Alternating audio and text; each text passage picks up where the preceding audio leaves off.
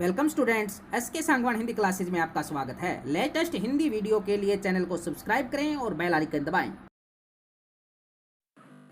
प्रिय विद्यार्थियों, इस वीडियो में हम 10वीं कक्षा की हिंदी की पाठ्य पुस्तक स्थित भाग 2 के काव्यखंड से सूरदास के पद के शेष अभ्यास के प्रश्नोत्तरों को करवाएंगे।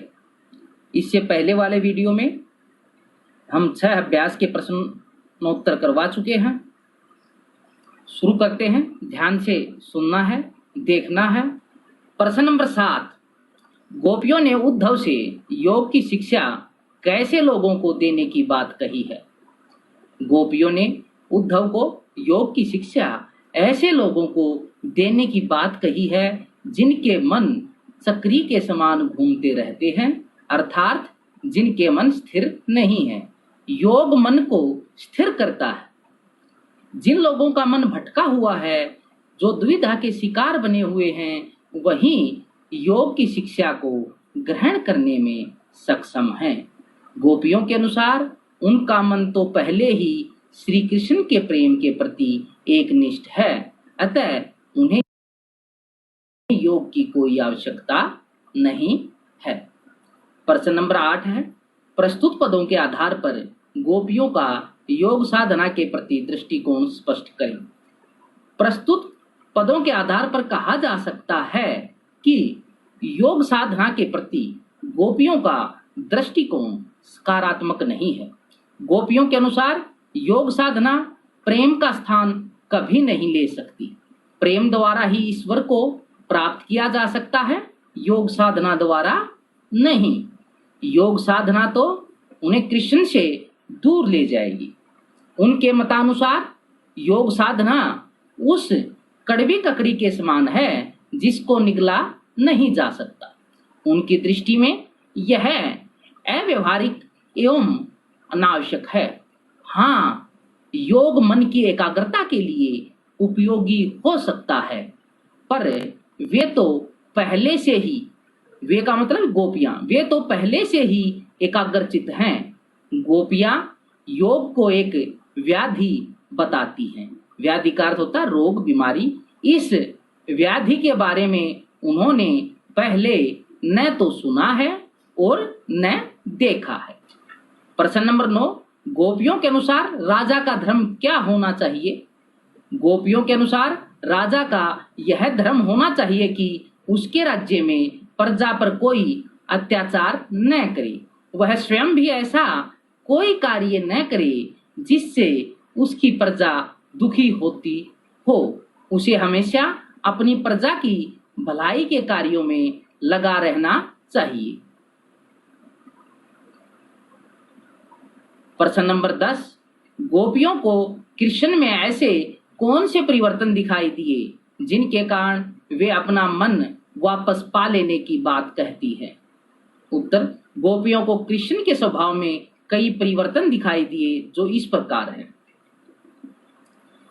अब कृष्ण भोले सरल न रहकर राजनीतिज्ञ बन गए हैं। कि गोपियां मानती हैं कि कृष्ण जब ब्रज भूमि में रहते थे तब वो भोले और सरल थे, लेकिन मथुरा जाने के बाद वो राजनीतिज्ञ बन गए हैं। उन्होंने बहुत सारे ग्रंथ पढ़ लिए हैं और अधिक बुद्धिमान प्रतीत होने लगे हैं। अब वे प्रेम के स्थान पर योग की बातें करने लगे हैं। अब वे अनीति करने लगे हैं। अनीति का मतलब अन्याय करने लगे हैं। गोपियां मानती हैं कि उद्धव के माध्यम से गोपियों के पास श्री कृष्ण ने जो योग का संदेश भेजा है वो उनके साथ अन्याय है। अब वे राजधर्म की उपेक्षा करने लगे। प्रश्न नंबर 11, गोपियों ने अपने वाक चातुर्य के आधार पर ज्ञानी उद्धव को परास्त कर दिया, हरा दिया। उनके वाक चातुर्य की विशेषताएं लिखिए। उत्तर, गोपियां अपने वाक चातुर्य से ज्ञानी उद्धव को परास्त कर देती हैं। उनके वाक चातुर्य की कुछ विशेषताएं इस प्रकार हैं। गोपियां तर्कशील हैं। वे अपने तर्क के बल पर उद्धव की बोलती बंद कर देती हैं। उनके तर्क अकाट्य हैं। अगली विशेषता, गोपियों के वाक चातुर्य में दृष्टांतों की भरमार है। उनके दृष्टांत अत्यंत सटीक हैं, जैसे कमल का पत्ता है, तेल की गगरी है। गोपियां व्यंग्य का सहारा लेकर अपने वाक चातुर्य को धारदार बना देती हैं। गोपियां अपनी बात को साफ और स्पष्ट शब्दों में कहती हैं। गोपियां अपनी बात कहने में पूर्ण रूप से निडर और निर्भीक हैं, इसलिए वे उद्धव को खरी खरी सुनाती हैं।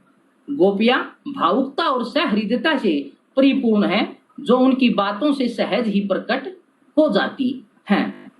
गोपियां ब्याज सतुति अलंकार का प्रयोग करती हैं, अर्थात देखने में तो सतुति लगती है, अर्थात प्रशंसा लगती है, पर वास्तव में निंदा होती है। ऐसा ही वो उद्धव के साथ करती हैं। प्रश्न नंबर 12, संकलित पदों को ध्यान में रखते हुए सूर के भ्रमर गीत की मुख्य विशेषताएं बताइए। सूर के भ्रमर गीत की मुख्य विशेषताएं निम्नलिखित हैं। पहली विशेषता है, सूर के भ्रमर गीत में गोपियों का कृष्ण के प्रति अनन्य प्रेम प्रकट हुआ है।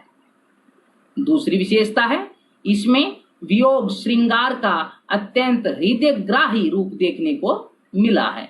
श्रृंगार ये गलत लिखा हुआ है, क्योंकि जो तालव्य स होता है आधा, उसके नीचे रै लगता है, रै लग के श्रय बनता है, लेकिन हमें यहाँ श्री चाहिए, आधा तालव्य स और नीचे री की मात्रा, तो ये बीच में जो रै लगा हुआ तिरछा ये यहाँ पर ये नहीं होना चाहिए। इसमें वियोग श्रृंगार का अत्यंत हृदयग्राही रूप देखने को मिलता है। इस भ्रमर गीत में मार्मिकता का समावेश है। सूर का भ्रमर गीत गोपियों के वाक चातुर्य की पराकाष्ठा को दर्शाता है। सूर के भ्रमर गीत की गोपियां अधिक वाचाल एवं तर्कशील हैं।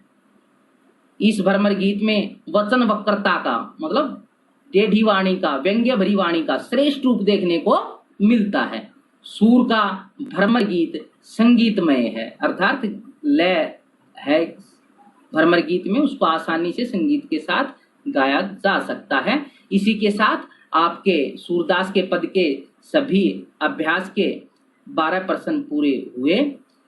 आपको ये सभी 12 प्रश्न लिखने भी हैं, याद भी करने हैं। इस तरह से हमारा सूरदास का पद की हम व्याख्या करवा चुके हैं। वस्तुनिष्ठ प्रश्नोत्तर मैंने आपको PDF में भेज दिए थे, आपने लिख लिए होंगे, और अब ये अभ्यास के प्रश्नोत्तर भी करवा दिए। इसके साथ मैं आपको PDF फाइल में ये प्रश्नोत्तर भेजूंगा, जिससे आपको लिखने में आसानी हो। तो आपको ये प्रश्नोत्तर लिखने हैं और याद करने हैं। धन्यवाद।